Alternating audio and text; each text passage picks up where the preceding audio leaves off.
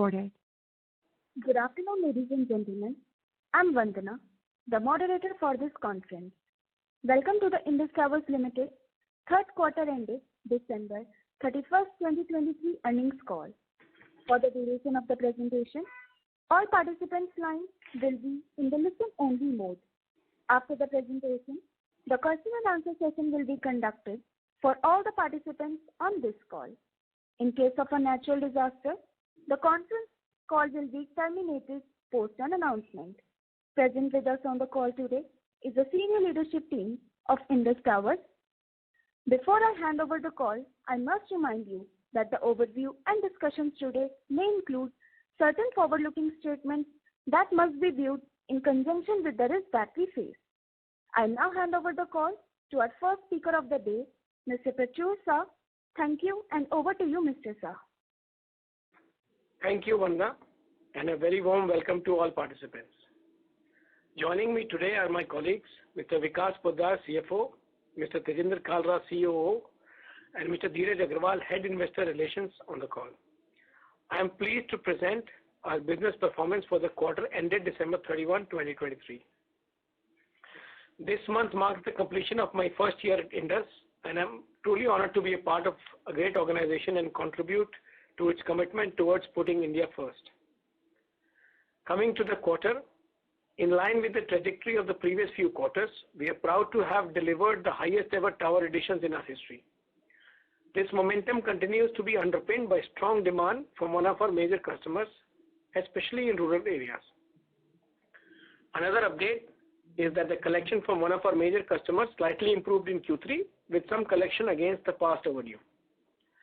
Before I apprise you of the developments within the key facets of our business, I would like to take a moment to acknowledge and appreciate the contribution of our field force as they continue to work relentlessly towards Indus's goal of enabling pan-India connectivity. During the quarter, our teams on the ground overcame formidable geographical challenges to install 13 solar-powered towers in Ladakh's Zanskar Valley. Being situated at 7,700 meters above sea level, the team enabled connectivity along the entire 250-kilometer long route. Moving to the regulatory landscape, the government continues to take steps to help accelerate the rollout of telecom infrastructure in the country, while being cognizant of the environmental aspect.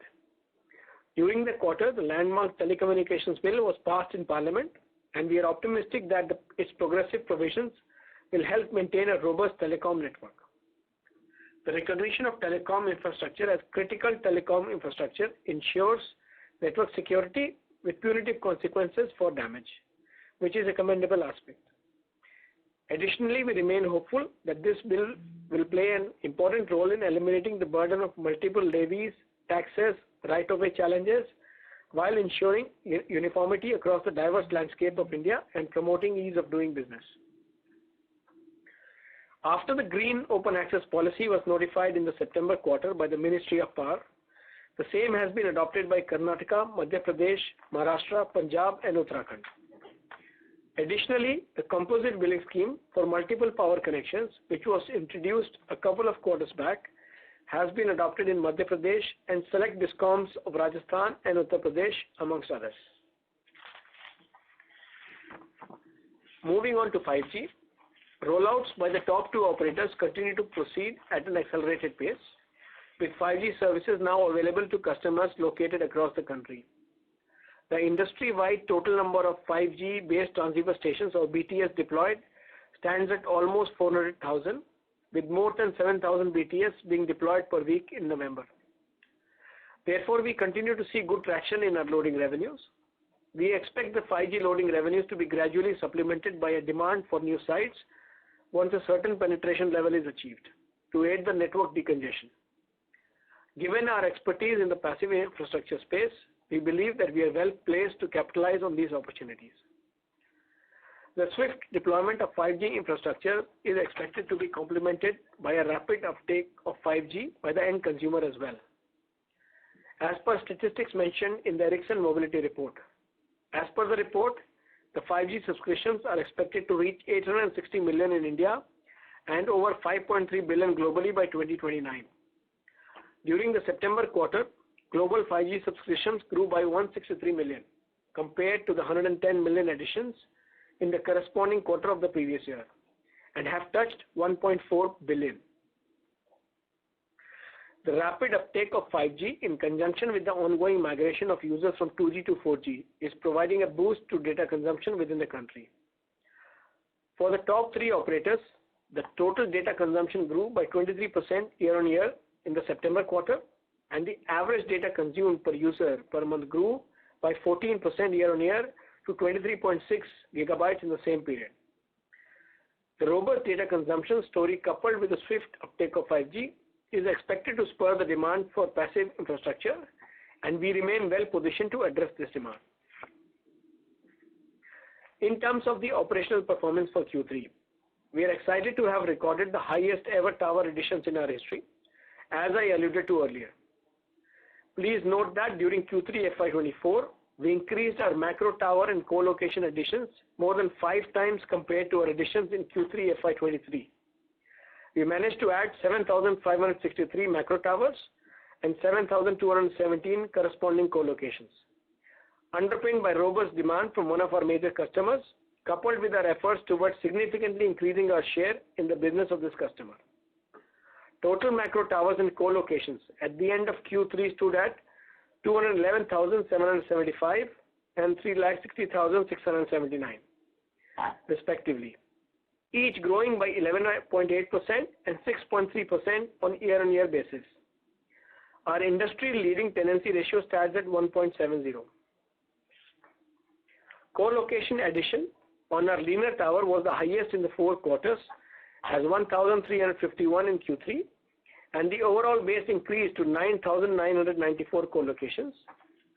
Including linear towers, our net co-location additions were at 8,568 in Q3, as against 6,372 in Q2. Shifting now to a progress update on our 4 key strategic priorities, namely market share, cost, efficiency, network uptime, and sustainability. Firstly, regarding the market share, as I had mentioned earlier, our quarterly macro and co-location additions increased more than 5 times over the same period last year. This indicates significant improvement in our share in the business of our major customer, who has been rolling out extensively. The proactive measures we have been taking to cater to this huge demand for tower additions have helped us increase our share. Our robust partner ecosystem, coupled with meticulous resource planning and continuous product harmonization, has helped us improve time to market of our products further. These efforts continue to be supplemented by digital interventions we have been implementing. We expect our major customer to continue with the rollouts in rural areas in the near future, and we are confident of being its preferred and trusted partner for its network expansion. Secondly, on cost efficiency, our initiatives towards reducing our operating and capital expenses have continued in Q3 as well. Diesel accounts for a large part of our operating costs, and we have been constantly reducing diesel consumption despite the increase in energy requirement from addition of new sites and 5G equipment. We reduced our diesel consumption by 7% year-on-year in Q3 through ongoing measures including use of renewable energy, electrification of non-electrified sites, and operational efficiency. We are accelerating addition of solar sites every quarter, and we added more than 3,300 solar sites in Q3. Regarding CapEx, our sharp focus on product standardization and resource efficiency is helping us optimize our spend per site. Negotiating with vendors and reusing existing infrastructure after redesigning it for upgrade activities are also under focus to keep a check on the cost.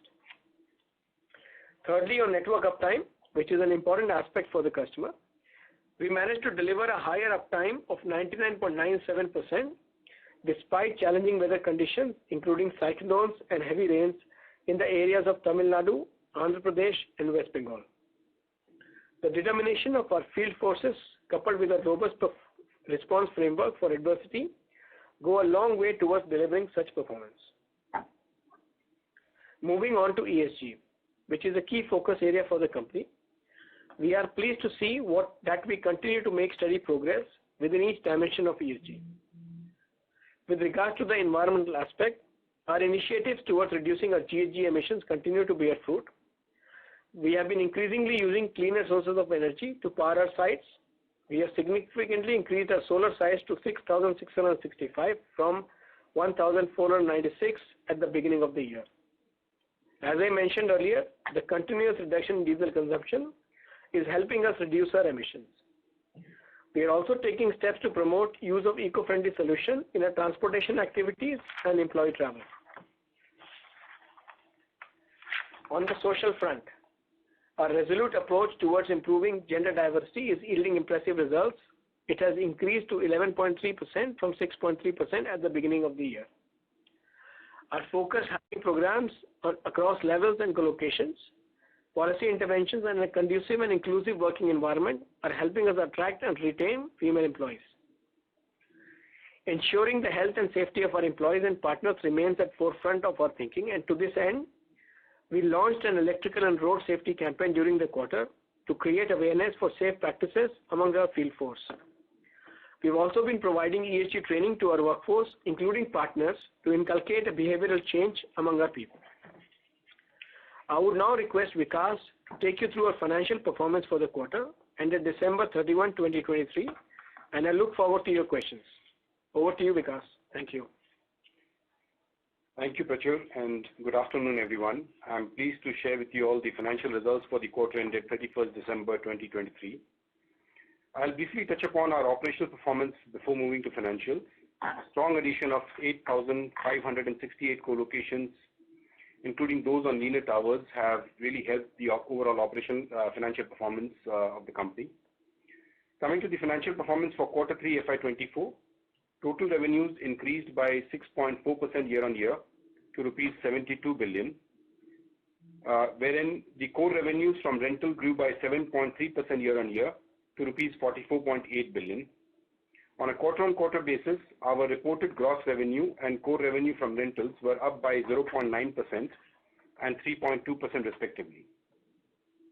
The core revenue quarter-on-quarter growth was also aided by the base effect of deferment of revenue recognition for a transaction in the last quarter. In terms of profitability, our reported EBITDA increased by over 2x year-on-year and 4.8% quarter-on-quarter to rupees 36.2 billion. EBITDA margin increased by 32.8 percentage points year-on-year and 1.9 percentage point quarter-on-quarter to 50.3%. Please note that the EBITDA of quarter 3 last year was impacted by provision for doubtful debts of rupees 22.7 billion. With regard to the provision for doubtful debts of rupees 0.6 billion reported in the current quarter, I would like to explain the transaction with a major customer and the treatment of the same in the books. We have collected and recognized rupees 3 billion against the past overdue in addition to the 100% monthly collection, which resulted in reversal of provision for doubtful debts of the same amount. Additionally, we have adjusted a part of the monthly collection with interest receivable to the extent of rupees 3.3 billion during the quarter. That has resulted in an increase in interest income in the quarter, and correspondingly, a similar amount of provision for doubtful debts has been created.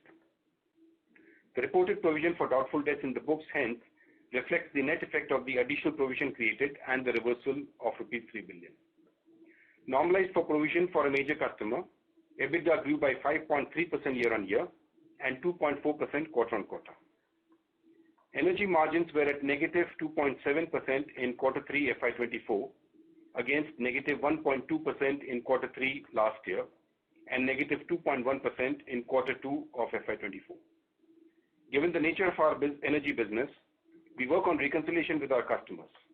In quarter 3 FY24, we had an impact of a settlement for the past period. After adjusting for the impact, the energy margins are similar to quarter 2 FY24. Quarter 3 last year had benefits from reversal of certain provisions. As touched upon by Prachur, we continue to work on reduction in our energy expenses.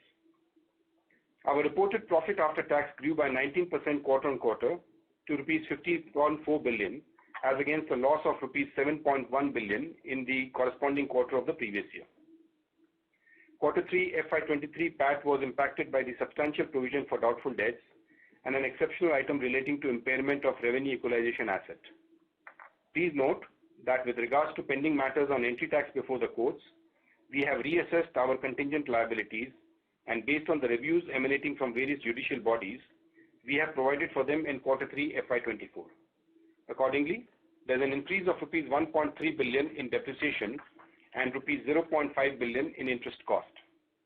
In addition to the interest adjustment that I explained earlier, overall finance income was also aided by cash interest collection on overdue from a major customer.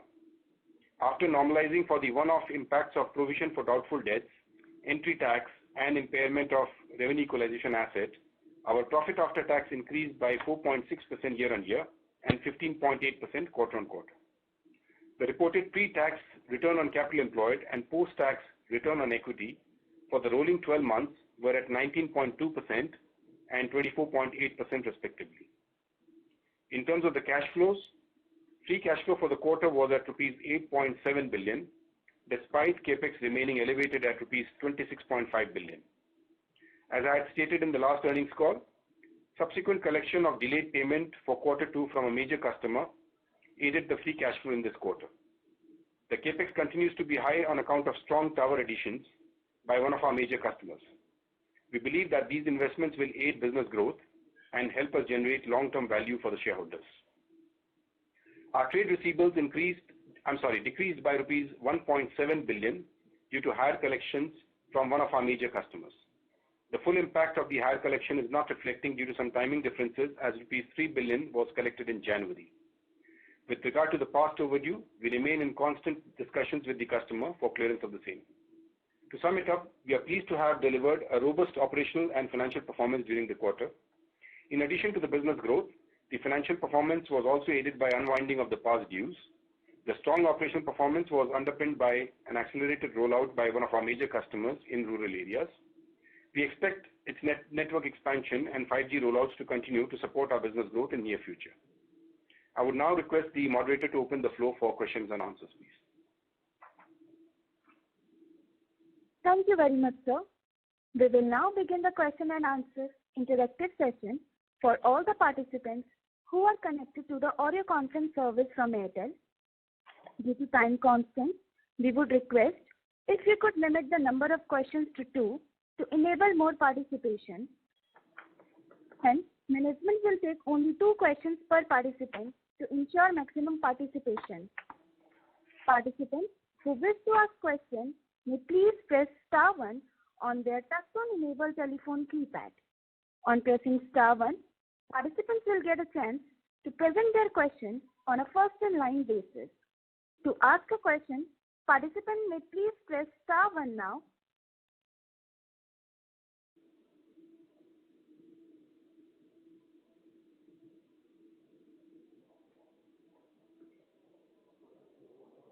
First question comes from Mr. Sohan Joshi from Mumbai.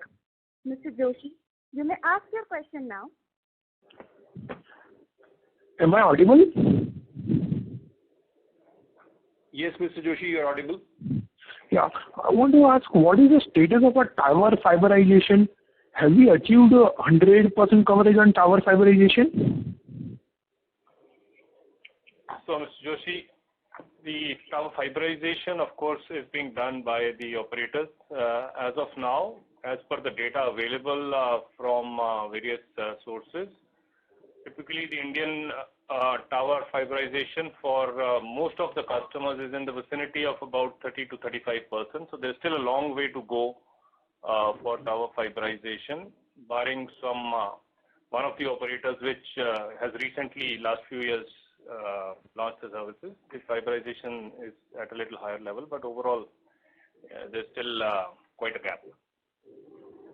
Okay, so by what duration, are we expecting to cover a larger part of the coverage for the fiberization, maybe say within 2-3 years?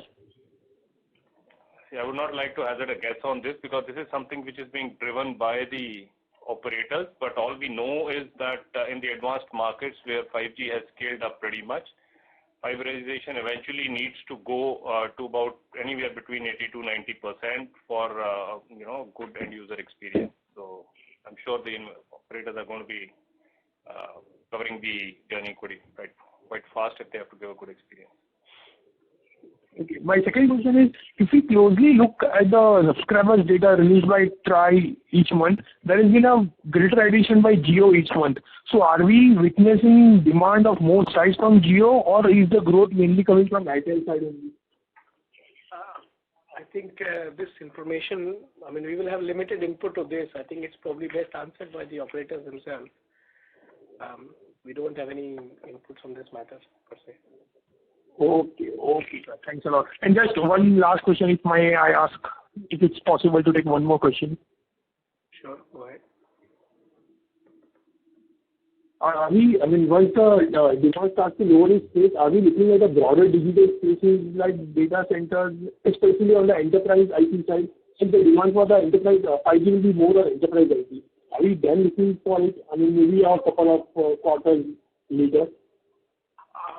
As of now, it's too early to say. I think, but if an opportunity presents itself, we'll consider it. Are you talking about enterprise 5G? Is that the question?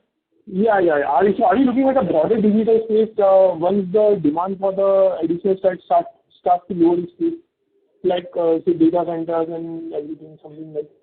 Yeah. So if you're asking about additional business opportunities, yes, we are evaluating. I don't want to be any specific this one, but we are looking at all the opportunities where we can participate as an infrastructure provider.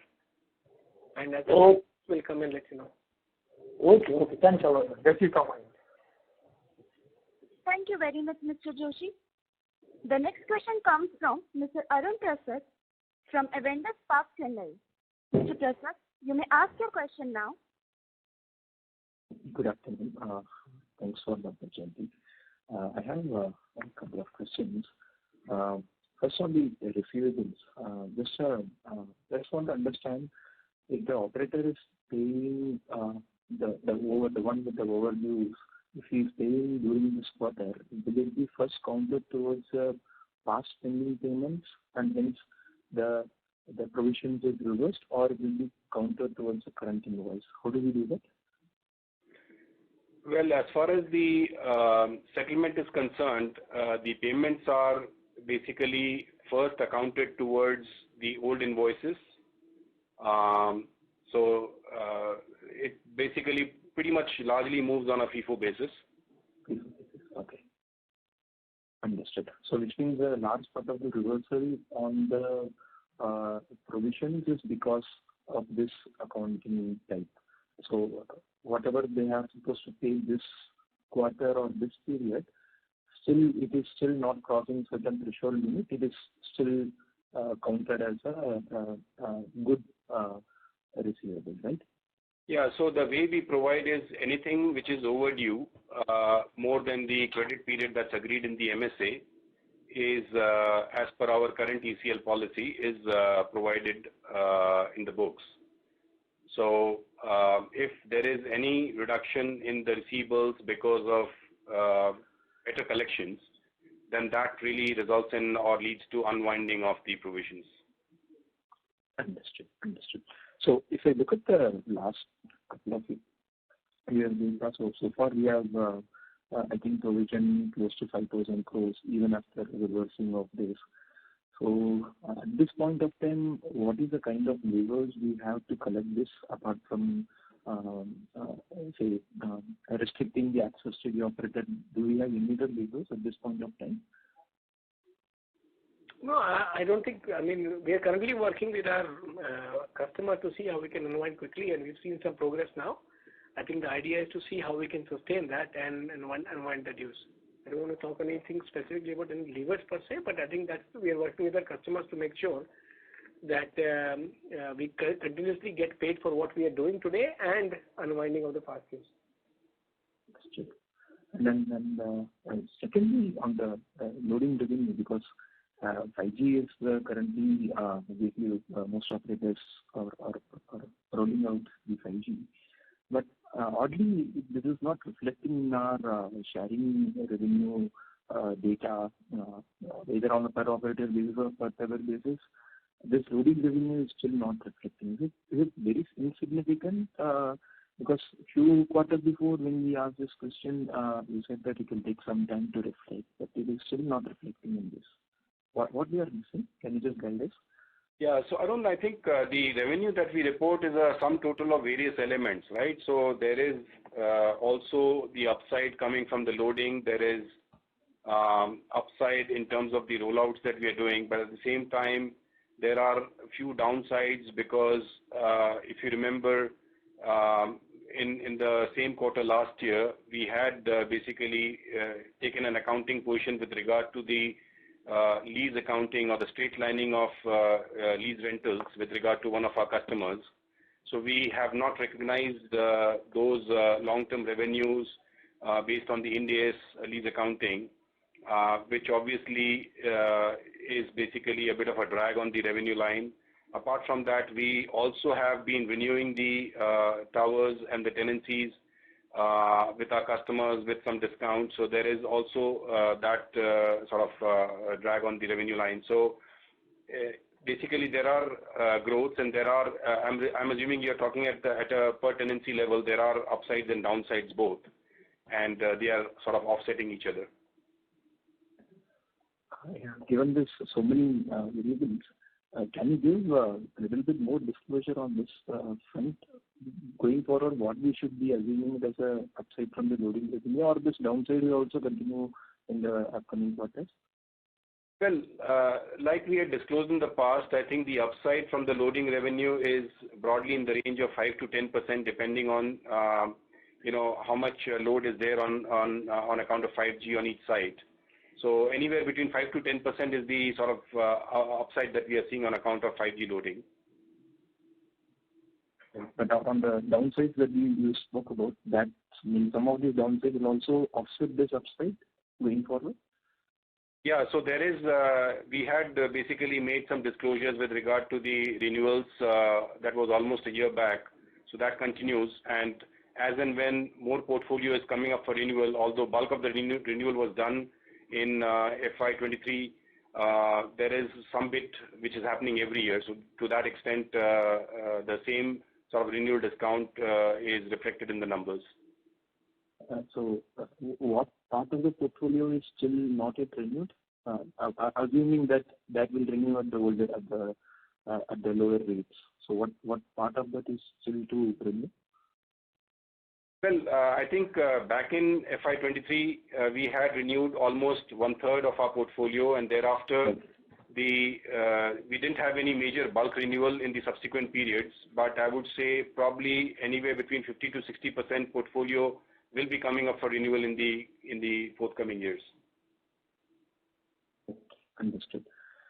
And lastly, on this linear towers, can you just give me some indication of what is the cumulative capex we have spent on this linear tower?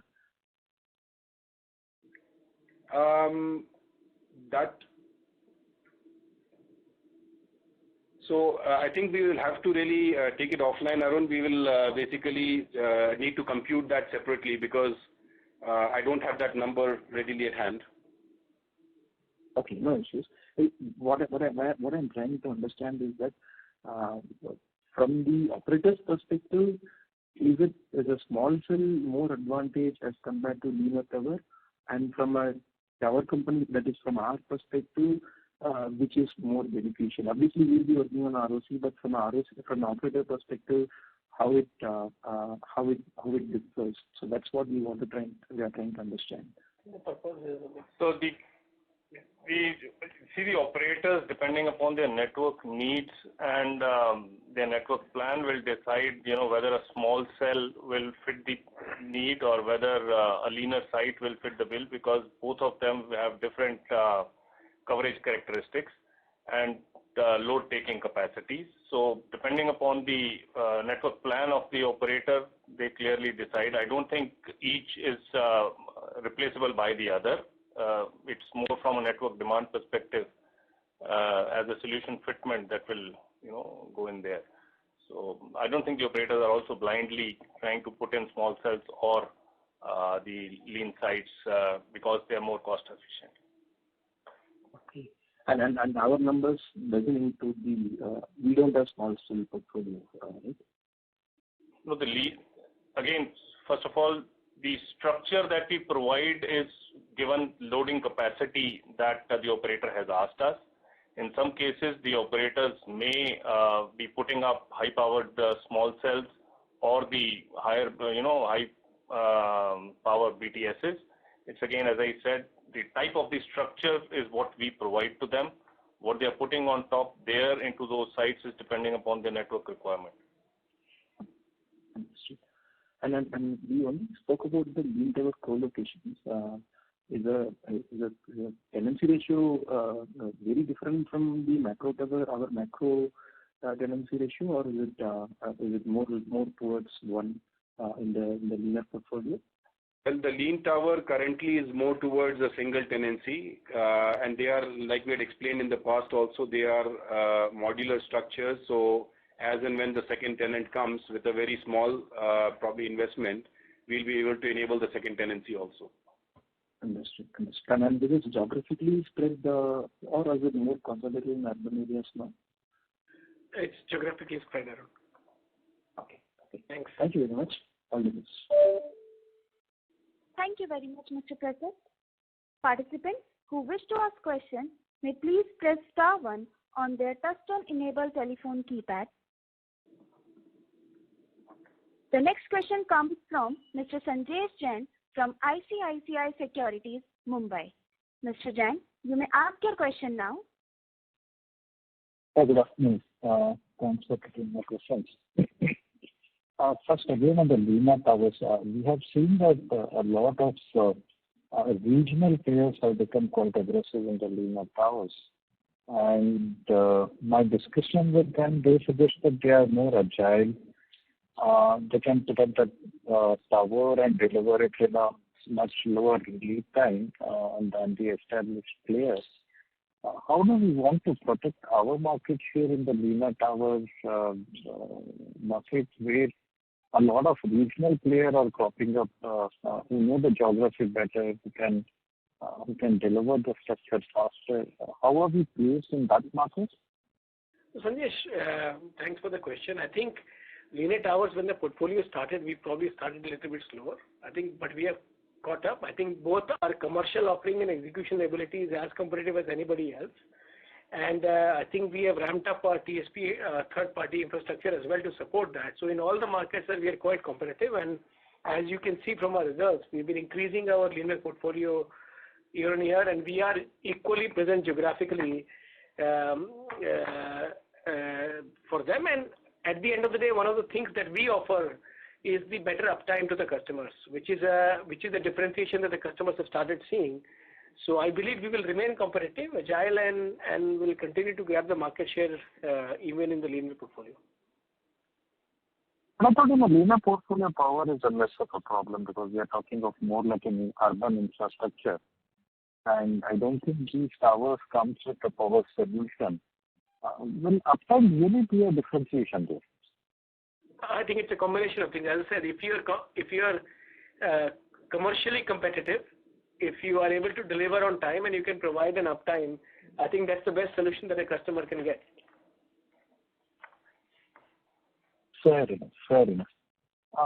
Second question on the tower tenancy addition, which looks phenomenally strong. Now, again, going by what other operators are commenting on their side, it appears that FY24 could be peak of these capex, and then we may see a material moderation in the addition, and then tenancies will take some time from the 5G to prop up. We will have a period of more of a loading growth. Do you agree with this thought process?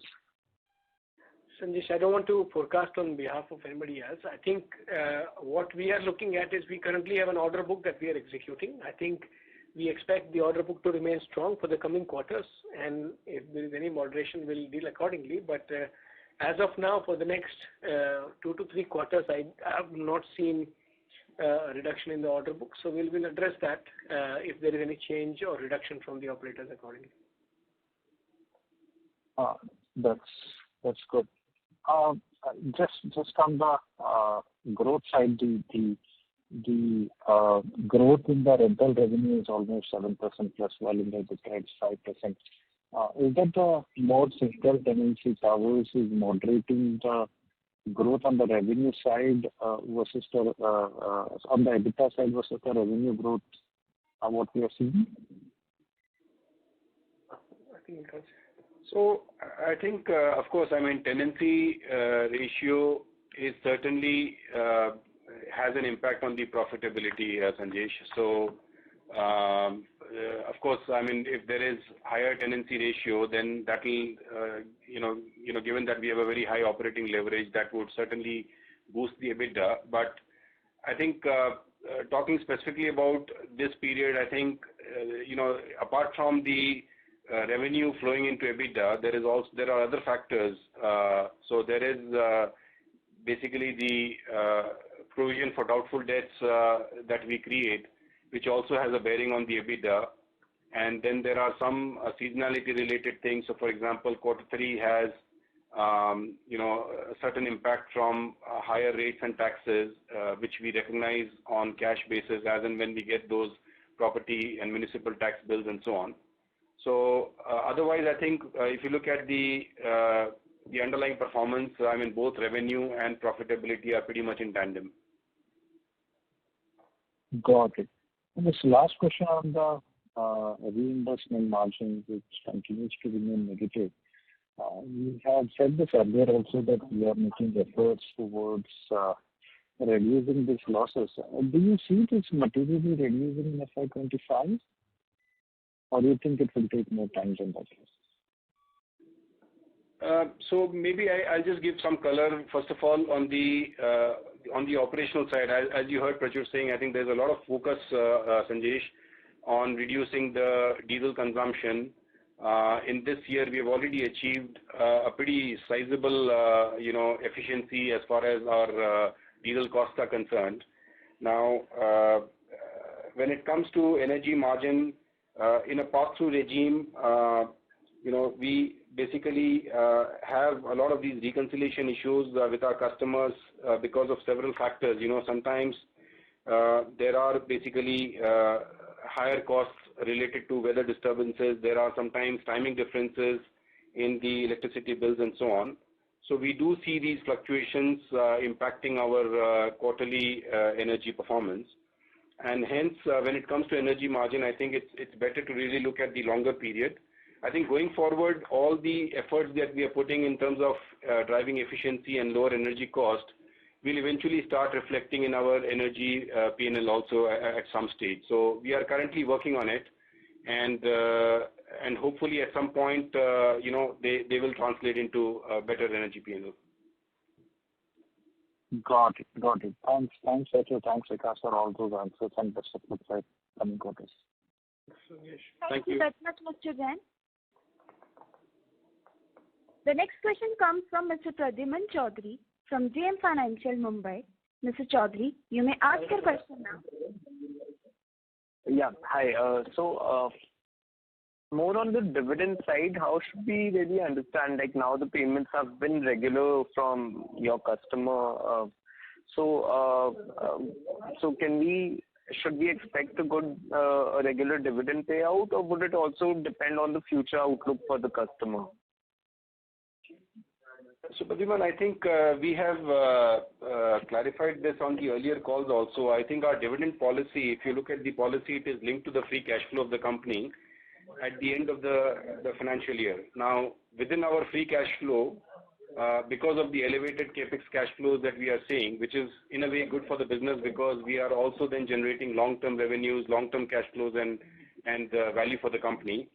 But at least within the financial year, it is putting some pressure on the free cash flow. But at the same time, there are many other variables within our free cash flow. So there is basically the collection, the focus on collection of the old overdues, the leverage, etc.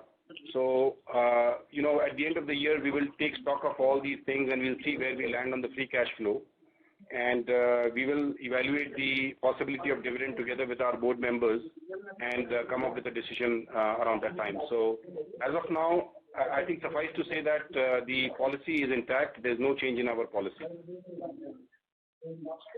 All right. So basically, just a bit of clarity here. As long as we are able to generate positive free cash flow and the payments from our customers is regular, then there should be a dividend, right, at the end of the year.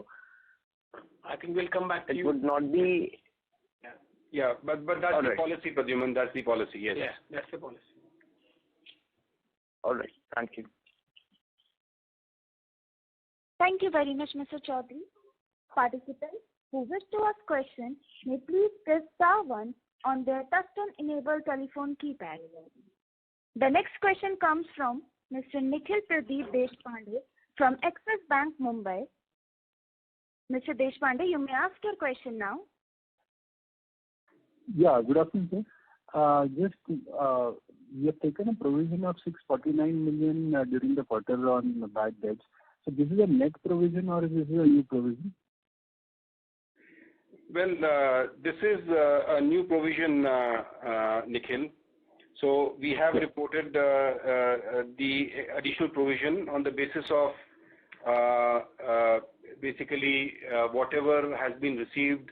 So I had explained this in my commentary earlier. So there were two effects. There was a recognition of the additional 3 billion that we received, because of which there was a reversal of the provision for doubtful debts, and at the same time there was an adjustment with the interest, which resulted in creation of the provision. So as a result, we have roughly 0.6 billion of additional provision in the quarter.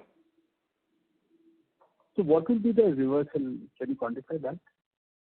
So the reversal is the amount that we have collected as part of the backlog overdue, and that has been collected in the month of January. So, but we have recognized that in our quarterly financials, and because that was provided for earlier, so that has resulted in the unwinding of the provisions. So can you quantify the reversal?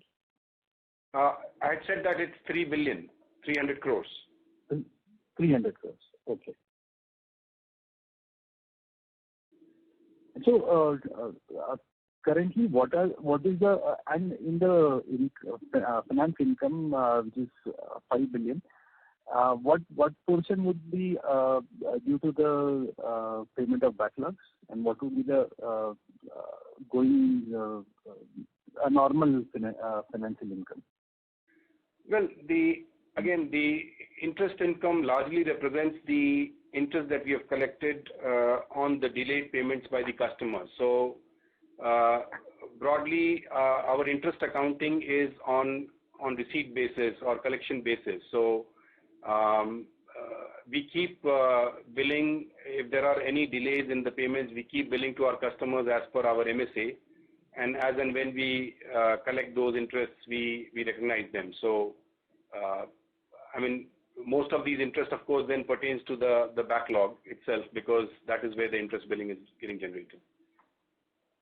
Okay. So just for clarity, the 3 billion is over and above the monthly billing? Yeah, that's right. Oh, yeah. Thank you. That's all from my side. Thank you very much, Mr. Deshpande. The next question comes from Mr. Aditya Suresh from Macquarie, Mumbai. Mr. Suresh, you may ask your question now. Yeah, thank you so much. So just one question from my side was on the industry structure. Can you give us an update here on the industry structure in itself, and are you seeing any kind of customers migrate towards you? Are your kind of tendency ratios kind of going up because of that clear is, the market shares are falling? Thank you. I mean, Aditya, if I understand your question correctly, I think you're asking from a tower industry point of view or a telecom? From the tower industry, yeah. So just from a tower industry perspective, we have Indus, we have Summit, we have ATC, we have pre-issued issues at ATC, and I guess the question really was, are you seeing migration of tendencies onto Indus? No, I think, to be honest, I don't think that is anything material per se. I think our main growth is coming from the new towers that we have been rolling out. So I don't think that there is anything material. I think there are occasional cases where there must be some migrations, but it is not material enough to highlight anything. Understood. And any further kind of comments that you can provide on the dividend in terms of next steps? I appreciate that the comment that we need to see a bit more visibility here on your payments and more conviction on your free cash flows. But at least based on our modeling, etc., the free cash flow improvement compared to last year seems very tangible. So can you speak about the next steps here for the dividend? Any tangible steps which we can think about? No, I think that as Vikas said, just want to reiterate, I think we have a clear dividend policy. Along with the board, in conjunction with the policy, we'll make the decision at the end of the year and we'll decide. So I think, I don't think there's anything much to add beyond that as of now, right? So just to clarify the cash flow point, Aditya, I think while this quarter we have shown a good positive free cash flow, but if you recall, we had a delay in the previous quarter. So to some extent, it's basically a rollover effect of that delay in this quarter. Overall, if you look at the 9 months, our cash flow is pretty much being used for the capex deployments. So to that extent, I think the pressure continues on the cash flow, even though we are collecting the 100%.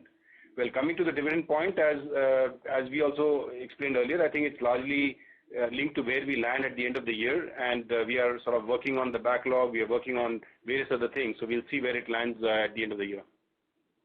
Thank you so much. Thank you very much, Mr. Suresh. The next question comes from Mr. Angad Kadare from Samiksha Capital, Mumbai. Mr. Kadare, you may ask your question now. Thank you for the opportunity. So over the past few quarters, we are seeing a downtrend in the tenancy ratio. Over the long term, what do you think is a sustainable tenancy ratio going forward? Will it stabilize at this level, or can we expect a further fall? So Angad, I think the tenancy ratio currently, the reason of the downturn that you're seeing is the significant additions that we are currently doing for one of our major customers, which is primarily a single tenant. That's the effect that you're seeing. And as I told earlier on another question, I think we'll continue to roll out and make sure we get the market share from that customer. So you may see an impact of that in the tenancy ratio. I think it's difficult to predict exactly where that's going to end depending on the rollouts. But yeah, I think that's the reason why you're seeing the drop is because of the rollouts currently are happening on a single tenant basis. Okay. And one small question, an observation. The co-location exits during the quarter is 655, but we have not recognized the exit revenues for the press release. Can you throw some light on that? Am I missing something? Yeah. So Angad, I think these exits that you see are business as usual, part of the business, and they are within the permitted exit that we have in our MSAs, and the exit charges don't apply on these. Okay. Got it. That's it from me. Thank you. Thank you very much, Ms. Kadare. We do have a follow-up question from Mr. Pradyuman Chaudhary from JM Financial, Mumbai. Mr. Chaudhary, you may ask your question now. Thanks for the follow-up. So, you just, to one of the questions, you just said that the declining tenancies is because of the new towers that are coming up, which are being set up primarily for Bharti. So, for our existing portfolio, are we seeing stable tenancies, or even there we are seeing that one of our customers is actually giving up some of the towers? I think it's broadly stable. I think the other portfolio is broadly stable. So there's nothing to add. Yeah, I mean the exit that we were talking about earlier, the 655 is basically from the existing portfolio. So it's a very small number compared to the total portfolio. So it doesn't really impact the tenancy ratio on the legacy portfolio. Understood. And one was on the return profile for these new towers based on a single tenant. What would be the exact return profile? A ballpark maybe? So ballpark, we have shared this. I mean, it's probably, I would say, low to mid double digit sort of a return profile for most of our new portfolios. In some cases, it could be high single digit as well, but broadly low to mid double digit. Understood. Thank you. Thank you very much, Mr. Chaudhary. Participants who wish to ask questions may please press star 1 on their touchtone enabled telephone keypad. The next question comes from Ms. Saloni Shah from Soham Asset Managers, Mumbai. Ms. Hi, Shah, am you I may ask audible? your question now. Yes, Ms. Shah. Hello, am I audible? Just one question. Thank you for the opportunity. I wanted to understand if the telecom operators take a price hike in both voice and data, so how we as a tower company will benefit from this in terms that will it translate into better tenancy terms for us during renewals because of. I think it's Sonia, I don't think I want to comment that right now. I think we'll see how the commercial situation is, and at that time we'll make a call while we remain competitive and make sure the market share remains where we are. I think it's a question that it's quite speculative at this point of time. Okay, sir. Thank you. Thank you very much, Ms. Shah. The next question comes from Mr. Ronak Himatramka from Robo Capital, Mumbai. Mr. Himatramka, you may ask your question now. Yeah, am I audible? Yes. Yeah, so I want to ask, like, how is the impact of Starlink coming to India on our business? Like, is it a threat to us, or will it kind of beneficial and it would increase the reach of the towers and all these things? Yeah, Mr. Matramka, I think we've said this in the past. All this satellite connectivity companies that are coming in, whether it is Starlink or the other competitors to them, is only going to provide complementary services to the telecom services that there are, and largely as of now into uncovered areas because transmission networks are very difficult to reach out into some of those places, and the satellite provide primarily the backhaul connectivity. So we don't see that as a threat to the tower requirements from the operators at this stage at least. Got it. And one more question is regarding the recovery from the Vodafone. How are we seeing this? Like, we have taken some recovery in the provisions, but how we see it going forward? So again, Ronak, as I've informed this call earlier as well, I think we are working with our customers in terms of making sure that we are getting paid and we have a recovery plan for the past dues.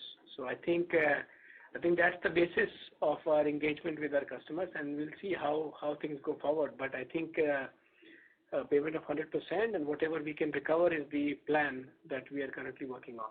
So I think I would expect this to continue. Okay, got it. Best of luck for it. That's it from me. Thank you. Thank you very much, Mr. Himatramka. Due to time constraints, I would like to hand over the call proceedings to Mr. Prachur Shah for the final remarks. Thanks, Vanna. In summary, our strong operational and financial performance are a testimony to our inherent strengths as a leading player in the passive infrastructure space. The third consecutive quarter of record tower additions, underpinned by network expansion of our major customer, and Indus being its trusted partner, has been a pleasing aspect. We expect this rural expansion to continue in the near term, to be supplemented by 5G rollouts that will aid both in terms of new additions and loading revenues. We believe there are enough growth levers for us in the near future, and we are well positioned to capitalize on these opportunities in a sustainable manner. I thank you all for joining the call. Have a good day.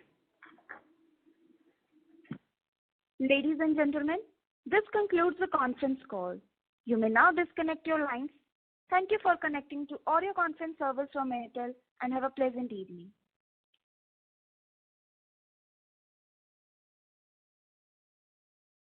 You have been dropped from the conference by the chairperson. Bye.